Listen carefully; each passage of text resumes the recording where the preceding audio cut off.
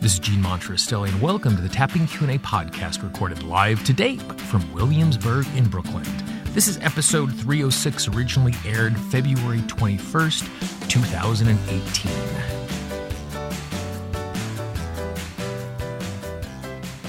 Hi, everyone. I hope this finds you well wherever you are and whatever time of day you're getting a chance to listen to this. Thanks for spending some time with me today. Today, we have a conversation on how you can more effectively share EFT and tapping with others so they're open to it and they're willing to do that. Before the conversation, just a quick reminder, we have a free 10-part guide on how you can use tapping to eliminate self-sabotage. All you need to do is go to tappingqa.com, click on the big blue button. It contains audios, videos, instructions, scripts. Every few days, you're going to receive another one of those parts so you're not overwhelmed with information, and it makes it really easy for you to take new, consistent action and using tapping to make that happen. Today, I have a conversation with Robin Bilazarian, and Robin's in a unique situation. In addition to having her own private practice as a licensed medical professional, she also spends time working inside of a hospital in Camden, New Jersey. And Camden is a city that has been dealing with a lot of really difficult issues over the course of the last couple of decades. And because she's working in a hospital, she is on the front line working with medical professionals who are having to respond to those very extreme, difficult situations. And so when they come to see her, she has a very short amount of time to share with them how tapping might be useful for them. So it isn't necessarily people who've shown up to a tapping workshop, but people who are in need in a specific moment. And because of that, she's gotten really good at sharing tapping with others so they can understand it. And in this conversation, not only do you talk about how she does that, but she shares some really practical tips and examples to use with people that makes it easier for them to access. And there are two ideas in this interview that I have already stolen since doing the interview that I have used in presentations that work super, super effective. If you're in a situation where you want to be sharing tapping in a more effective way, make sure you listen to this conversation because Robin has some really great advice.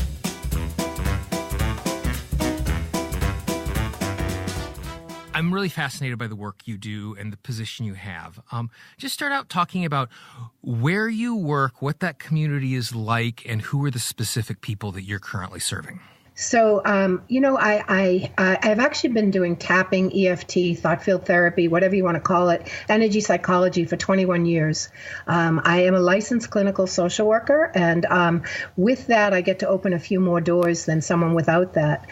Where I currently work is in a trauma hospital in southern New Jersey. It's called Cooper University Hospital, and we're located in lovely downtown Camden, New Jersey, which means that, we have a very serious population there. It's quite an area with a lot of crime, and we also have the helicopter that comes in. So what I do actually with EFT, and by the way, I never applied for this job. I was recruited to bring EFT into this hospital, is because it's a really good short-term model. So what I do there is they call me an employee assistance counselor, and what I'm doing is I'm doing this with staff. I'm doing EFT with medical staff all day long, possibly 3 to 5 times a day. And this medical staff can be physicians, it can be the medical school because we do have students there. It can be a maintenance worker too. What happens typically is that some things happen on campus, unfortunately, okay? The helicopter brings in a very disabled, a deceased child that's been really pretty brutalized, or somebody gets some staff member is hurt in the parking lot, and it may be that they're just hurt in the parking lot and they may have been scared by something that happened in the community. And those folks end up in my office, and they're often mandated to see me. I sometimes have doctors mandated to see me for some anger management stuff because it's a tough environment. And I'm doing EFT with them, tapping all day long. And I'm known for that. And I do presentations at the medical school. And again, I've been doing this for 21 years, so I'm pretty oh, I don't want to sound bragging, but I'm pretty advanced. I've figured out a lot of protocols. So one of the protocols that I've done with a medical school in a group was teaching them how to use EFT for test anxiety. And they come over to see me. That's a specialty that they sort of know that I do. And so I'm doing that with medical students. And by the way, I also have a private practice. So I'm only 20 hours a week at Cooper Hospital. I'm in private practice in Mount Laurel, and I do take insurance. And that insurance company is paying me to do EFT also. You would think that they would not, but they like it because it's a really brief therapy model. I had a chance for about 2.5 years. I was teaching anger management in a county jail with inmates. And inside of that process, I was in a different circumstance because the class I was teaching was not court ordered. The guys chose to show up. Yeah, that's great. And so what I'd like to hear is, in the setting that I'd like maybe an anecdote or what it's like of being in a setting where you have folks who are professionals who feel very competent in the work that they're doing, and they are mandated to do work with you. What is that experience like? How do they show up, and maybe what changes as you work with them, and what's their disposition as they leave? Candidly, as a licensed clinician, the first session I'm mandated to do an assessment. And unless they come specifically for EFT, I don't usually do EFT on them. So when, it's interesting, I'm asking them what their problems are, what their stresses are, and you would think that I'm checking them out. But I have to tell you, they're checking me out too. Mm-hmm. They're checking out, do I want to work with this clinician? Even though they're not mandated to see Robin. There's 4 of us. And they can easily say, no, I don't want to see this clinician. I want to see another. And, you kind of join with them, and say, yeah, it kind of stinks. And, yes, there are these pressures there. And, and you kind of join with them and they kind of get it. Okay. Second session, I'm off and running and we're doing EFT. I use very common language. I don't use a lot of the language that Gary Craig used. Gary Craig is my guru. I love him to death. He's an engineer, and I'm not an engineer. And I'm mandated to talk the language of the people that I'm talking to. So I call it stress management. I tell people I'm into the newer mind-body techniques. I run workshops there called stress management using acupressure, the emotional freedom technique. I don't lead with the emotional freedom technique. It's my second sentence. I use descriptive words on it. So stress management, mind-body techniques, acupressure. I always say, I use acupressure, and everyone thinks that I said acupuncture. It's not. There's no needles. The technique's called the emotional freedom technique. So I begin more descriptive than using the term. I have a tremendous compliance. There. I always do a demo, by the way. I always do a demo. So I'll do a demo on a chore that they don't like. I'll ask them 0 to 10, how long, what chore don't you like and how much don't you like it? And it's, cleaning toilets or whatever kind of thing. And we always drop that. That drops fast. That they may say a 7 and we go through 3 rounds of the EFT and it's dropped to like a 2. And they're like, okay, show me what else you can do because, but I always do a demo. And the reason I do a demo is because I'm going to go into very heavy, serious places with these people. I do a lot of trauma work, and I am not going to take you into trauma work while this therapist is doing weird things. I want you to see the weird thing first of the emotional freedom technique before we go into it. So, I have a lot of compliance. People laugh. They think it's funny. These guys are very medical model. The med students, the doctors, the nurses, they believe in medical model. But there's an openness, there's an openness to show me something that I don't know. I'm always happy when if someone says to me that they've seen a lot of therapists, they make my day because I don't have to begin from ground zero explaining therapy. I can just say, hey, is it okay with you if I go fast? And they say, yes, I do the demo. And then we're often running onto whether it be anger or whether it be the trauma that happened recently in the parking lot or the upset with supervisors or that they're short-staffed or whatever it is. And what I believe, by the way, is that I'm always I always take a SUDS level. I'm always rating things 0 to 10. And I believe that when you're at a 10, your brain, reasoning power, personality is at a 0. And the goal of using EFT is to calm that down.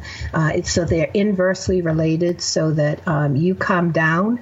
And what you do is you bring up your ability to think, to process, to come up with better solutions, and to address the things without all the emotional cloudiness that happens. And they like that. That's good. They want that, because I'm not saying to them, you don't address this, but you just address this more professionally.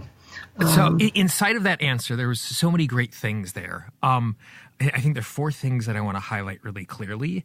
3 of them are really about the way that we share EFT and tapping with others. Yes. And what you did there, I think, but folks who are trying to share it need to hear this really loud and clear. The first thing is, I love the fact that you talk in terms of symptom and issue, because people don't want to tap, they don't want to meditate, they don't want to balance on their left foot and hum songs. They want to feel better. And so when we start with, hey, would you like relief of this symptom or transformation of something in their terms and in their words, people are going to want to step into that because they want to have help. The second thing I think that you do really well in your description right there is you talk about the fact that we need to be using the language of the people that we are talking to. I can remember very early on in my entry into these sorts of modalities that I talked people out of them because I raised more questions in their mind that they didn't even have to begin with because of the vocabulary and the way I was describing stuff. And I'm introducing all these things that they don't know. By talking in their language, it makes them easy to access. And then that third piece, and I hadn't thought about this before, but I think it's a really great way to introduce it, is when you're having them tap on something that is unpleasant but innocuous, it's 100% safe.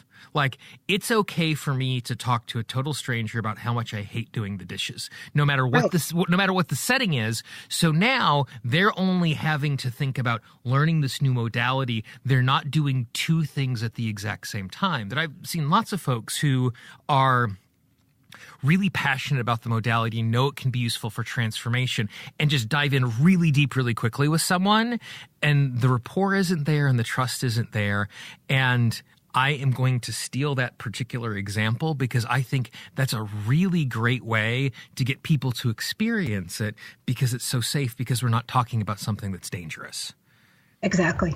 I think it's also respectful, because if you're going to show me, if you're going to start talking about when you were molested as a child, do you want to do that with someone who you're afraid of? Because this therapist is now doing this weird tapping thing. And whereas they've learned it, and by the way, it's only 5 minutes. It's only 5 minutes to take it down for on a chore that they don't like. Right.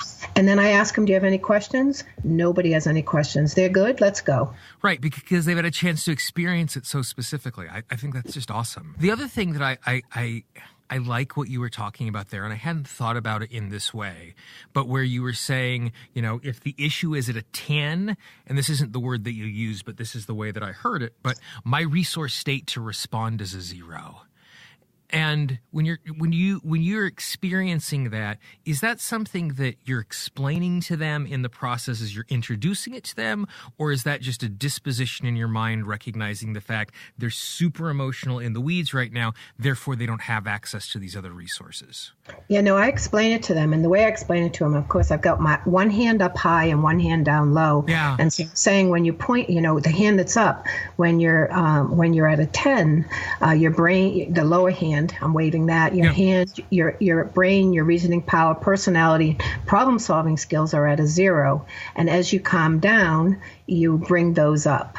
And I say to them, truthfully, the neuroscientists agree with me, because what the neuroscientists say is when you're at a 10, you're working from your old reptilian brain, and your reptilian brain only knows how to do attack and protect you. It's actually fight, flight, but there's actually 4 F's there, by the way. Fight, flight, everybody knows, but there's also freeze, and freeze can be physical or it can be not getting the words out. And the last one is foggy brain. Okay, so it's fight, flight, freeze, and foggy brain. And with those, how do you go into a supervisor and say, look, the reason that I gave this medication, because you're just flying. So as you calm yourself down, you bring up your reasoning power and you can say to them, hey, can we discuss this? Because this is the reason that happened. I explain that to them as this is a desensitizing technique. I want to calm down the emotional response. And I also think on the same level, Jean, I think every therapist, every counselor needs to have a 15-second elevator speech. Look, I've been doing this for a long time. I was lucky enough. I was working at the mental health center in Woodbury, New Jersey, and I don't think they know quite what they did, but they got the money together to send me to a training on EFT at Oxford University in England. Okay, when I was there, they talked about elevator speech. Okay, and so what I say to people is, when someone says to me, "Hey, what do you do?" I say, I'm a psychotherapist. I kid with that. I say maybe I'm more psycho than therapist. I also have incorporated acupressure into my technique, and it's something that it's called the emotional freedom technique. So what are they going to ask me about? Then they ask me about it. And so we're off and running, whether it be a stranger on the street, whether it be my hairdresser, whether it be a client, okay? Because that's what they want to know. I have meridian charts sort of posted in my office, and I'll say that's a meridian. They go through your body. When you activate a meridian, it's very calming, and my clients do yawn and sigh. And in my book, my last editor was a doctor, psychiatrist named Amy Love, and Amy gave me a lot of science. And what Amy explained is when we're activating the meridians, we're kicking ourselves out of the sympathetic nervous system, which is fight and flight, into the parasympathetic nervous system that they call rest and digest. And so that's why people are yawning and sighing. And I didn't know that until Amy said, oh, that's what you're doing. And it was like, great, thank you so much. So I tell people it's very relaxing. And so we're going to talk about horrible things that have happened to you while you're in a very relaxed state. And somehow that desensitizes that upset for you very quickly. I think that idea of elevator speech and being able to do it really succinctly, one of the things that I love about what you just shared there is instead of the way that you describe it is you're describing it in such a way where you are implying that it is successful. So the follow-up question isn't, does it work? The follow-up question is, how does it work, or how do you do that? And that's a completely different mindset for the person to be in. So they're not questioning us. They're not questioning the modality. They're not questioning our motivation. They're not questioning our sanity because we're talking about this craziness. Instead, they're going, oh, how does that work? And because they're engaged on that different level, they're a completely different type of receptive audience because we're starting from this footwork of this is something that obviously works. They now want to know why. And then the learning for them happens a different way because they're not listening to us give a speech, but instead they're asking questions, which means they have to be engaged as a learner in a really different way because they're being inquisitive. So it gives us the ability to share useful information in a way that's so much more receptive. Mm-hmm. So this week, I'm going to be speaking to a veterans group through the hospital. Okay, I'm going to be doing a presentation, and the moderator called me, and the person who's organizing it, and was saying, well, what is this stuff? And again, you've got to be able to say it fast and furious. And I said, so what happens with the acupressure is it quiets down the hyperarousal that happens with trauma, and then you can talk about the trauma while they're in a calm state. Oh, she said. I mean, you've got to, I think you have to speak their language. They understand They understand what hyperarousal is. They understand what acupressure is. They understand what integrative and complementary medicine is. And I say that, and then I say, and it's called the emotional freedom technique or tapping. So I agree with you, Gene. Yeah. And this idea about talking about using the language that people we're talking to, when I'm working with really little kids, like first and second graders, 6, 7, 8 years old, the way I talk about it is, how it feels when emotions are building up inside of you. These are buttons that you can push that release that emotion. It's perfect. And that's, again, in this metaphorical, magical language, which is the way their brain works at that point in their development. And so, like, oh, okay, this is a button that releases my emotion. I will try that thing. And if they try it a bunch of times and it doesn't work, they won't keep trying it. But all we need, and again, like your example of what's something that you find annoying task-wise, because we've proved it and been successful, we've now ticked the box, this works. Because we're not going to be able to persuade them with our words forever, but all we need is to persuade them enough to give it a try as they step into it. So I think that's a really useful thing for us to approach it in that way. What do you do when you are speaking to fellow professionals who are super skeptical and super resistant? Do you have a particular tactic or way you talk to them, or do you just keep sharing in hope that eventually they'll open up and be willing to take in what you're sharing? I think I go back to speaking their language. Okay. I call it desensitization, which everybody knows about. I explain to them that it's a form of acupressure for the emotions, that it's 5,000 years old in China, in Asia. I've been corrected on that, by the way. I said China, and I was corrected by a Korean person who said, and Asia. So I try to say both. I explain to them that in case you, this is my spiel, in fact, I said, in case you don't know, what happened was in the 1970s, President Nixon went over to China, and while he was there was a guy who was in a lot of pain, appendix surgery. And so they used acupuncture, and they were fascinated. So Nixon actually started a medical exchange, and over there went our Western medicine that you and I know, which is surgeries, bandages, medications.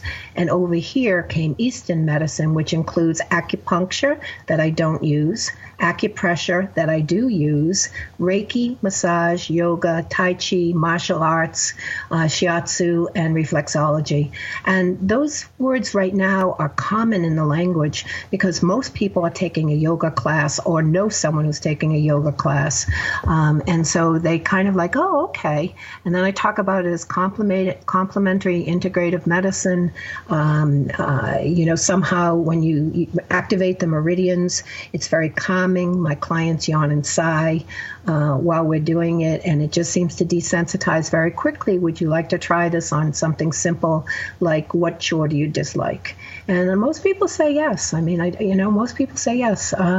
It's really rare that I don't get someone to do that. As much as I would like for you to have lots of transformation in this particular interaction, I recognize when I'm introducing tapping to someone, it's the long game. And it's okay if we do not solve or transform all of the problems all at once.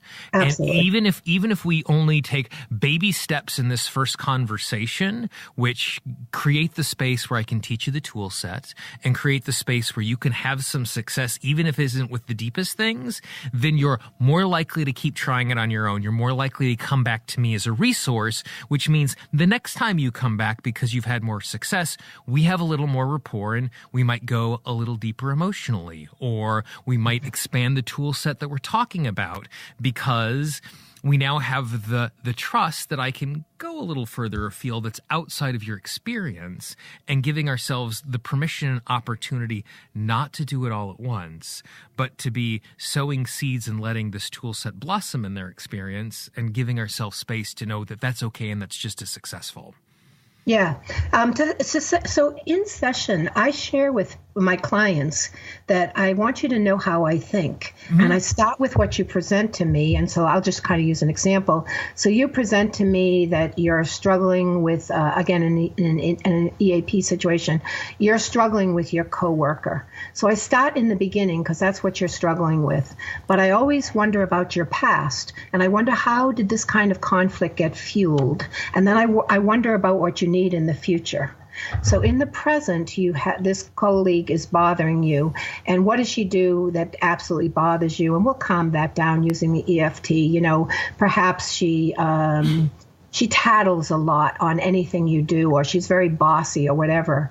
And then I wonder where that came from. Why does that activate you now? And they'll say, well, my mother was very bossy, and we'll laugh because we'll go, yeah, of course, it's always fueled from the past. And then we'll go do some work on the mother that was bossy, okay? And then I'll say, what do you need in the future? And in the future, they need a little bit of assertive training to say to that person, hey, I don't really need you to tell me how to do my job. I know it. And so I'm always working in those three time periods, if you will. Starting in the present, what do you got? Where is this fueled from the past? And what do you need in the present? And by the way, I'm using EFT in the future. I'm using EFT in the future. So how scary is that for you to be able to say to this person who's been bossing you around that I'm good, I know what I'm doing? And they'll say, that's a 9. And so we'll go into it. I'm okay, even though I'm a 9 and I'm terrified of saying this to them. And they'll get down to a 1. They'll say, I'm good. I'm going to go tell her today. So I'm in those three time frames always. And so there's actually one final thing I wanted to ask you about, and I think it dovetails off of the way that you're talking about in those three times. And I've heard you talk about this before in examples, and it was something like, take that, let's go put it out in the hallway, or put it in the parking lot, or where so talk me through that thing and read. Okay. Yeah, share with folks, because I have a grasp of it, but I'd like to hear it in your words. Yeah. So when things are really horrific, when we're talking about trauma, when we're talking about horrible things, the things that are 9, 10, even 11 or 12, okay? Mm-hmm. I believe that you can go through the body and not have to go through the issue. So if a person comes in and says that they were attacked, and this is a live case, okay? A person says they were attacked and they're crying immediately. I'll ask them, where do you feel that in your body? And they may hold their throat, they're choking, or they may hold their belly because they want to hurl or whatever. And I will say to them, put the attack out in the waiting room or throw it out in the driveway. And let's just go in through your body. So you've got this choking sensation in your throat. A 0 to 10, where is that? And they'll tell me that's a 9. Okay, by the way, it's always very close to the issue, okay? Mm-hmm. And so I'll do that. I'll go through that. I'll say, I'll use EFT and say, I'm okay, even though I've got this choking thing. The choking thing becomes the reminder phrase. Choking, I feel like I'm choking, I feel like I'm choking. And of course, that comes down. Mm-hmm. And they're kind of surprised, by the way, that has come down, because that's what happens to them whenever they think about it. They get all this physiological reaction. And so I'll calm that down, and then I'll say to them, okay, that's like a 1 or a 2. Okay, bring the attack back into the room and think of it for 5 seconds. And 0 to 10, where are you now? And they'll say, it's a 7, it's dropped. Sometimes it's dropped in half. And then I'll say, where do you feel it now? And it always moves. They feel it now in their stomach. They feel like they want to hurl. So I'll ask them to throw it again back out into the waiting room or out into the driveway. And let's go in through your stomach. And the reminder statement is, I'm okay. The SEP statement is, I'm okay, even though I feel like I want to hurl. And I want to hurl, I want to hurl, I want to hurl, as you're going through the acupoints. And what happens is, if you calm down the body, the issue gets desensitized too, because eventually you'll bring it back in and you'll ask them to, where is your upset now? And they'll tell you it's a 1, and they'll laugh and they'll say, oh my gosh, how did you do that? Yeah. And they're very surprised. So when I deal with trauma, it's too much for me and probably too much for them on the reminder statement to keep saying, I got raped, I got raped, I got raped, I got raped, I got raped. And instead, I go in through the body and it comes down with it. You calm the body and the issue dissolves too. Yeah. It's such a lovely, gentle approach. I just wanted to make sure we didn't get out of here without talking about that. Well, Robin, thank you very much for your time. I just love this conversation. So really good, useful, thoughtful information, which makes sharing tapping easier in the language that we choose and how we talk about it. If you would like more information on Robin, and she's written a really excellent book that I use regularly when I'm explaining things to my clients, as well as being a better tapping practitioner, all you need to do is go to tappingqandapodcast.com, click on the link for episode 306, and you'll be able to find that information if you happen to be listening to today's show inside of some sort of podcatcher on your phone or your tablet. all you need to do is go into the show notes, click on the link, and it will take you to Robin's information so you can access to her book. Make sure you check out our archive. We have over 260 hours of amazing content just like this interview waiting for you free of charge. tappingqandapodcast.com. There are tap-along audios, there's instructions, there's interviews. All of it is free. It is waiting for you. Go listen to it, tap along to it, learn from it. It will make a huge difference for you. If you have a question, a comment, a topic that you think that we need to cover at some point in the future, or someone you want me to interview, please let me know. Some of the best interviews I've done recently have come from suggestions from listeners just like you. I can always be reached at Gene, Gene, at tappingqanda.com. Or if you happen to be on the website, just click on that contact link up above. Or if you're in the app, click on contact. You can leave me a voicemail message or send me an email from right inside of the app. For the Tapping Q&A podcast, this is Gene Montrastelli. I hope you have a great day, and I will talk to you real soon. Bye-bye. The Tapping Q&A podcast is copyright Gene Montrastelli, Tapping Q&A 2016. All views expressed by guests are those of the guests and not necessarily of Gene Montrastelli or Tapping Q&A.